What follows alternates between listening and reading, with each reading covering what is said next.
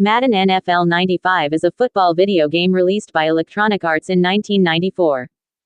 In addition to the usual home console versions that were released on the Sega Genesis and Super NES, this edition was also released for the portable Game Gear and Game Boy systems, although the Game Boy was released without the NFL license as Madden 95.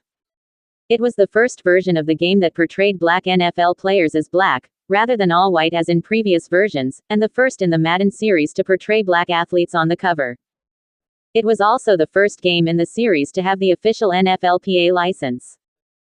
Features: the Genesis version of Madden NFL 95 is the first Madden game to have both the NFL team logo and NFLPA licenses, allowing players to be identified by their names in addition to their squad numbers.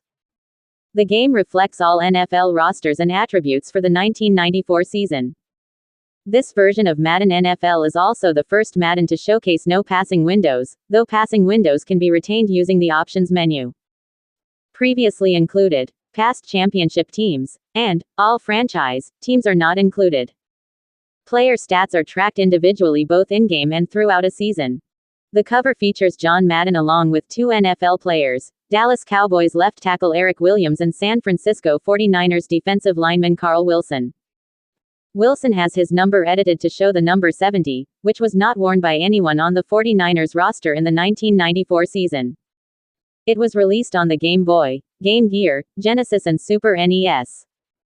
The game features the theme song from the NFL on Fox, which John Madden joined shortly before the game's release. Reception: the two sports reviewers of Electronic Gaming Monthly gave the Super NES version scores of 85% and 90%, citing the improved animations and sounds from previous Madden games and the new rules and plays. GamePro's Weekend Warrior gave the Super NES version a positive review, expressing approval for both the game's many new features, particularly the ability to substitute players in any position, and the retention of the same user-friendly mechanics as previous Madden games. Reviewing the Genesis version in GamePro, Athletic Supporter noted that, unlike its SNES counterpart, Madden 95 on the Genesis doesn't always generate high-scoring games. Emphasis in original Ben D. Rules, also of GamePro, commented that the Game Boy version, while having unavoidable portable limitations such as tiny, unrecognizable sprites and mediocre sound effects, has a surprisingly strong selection of teams and stats and well-designed gameplay.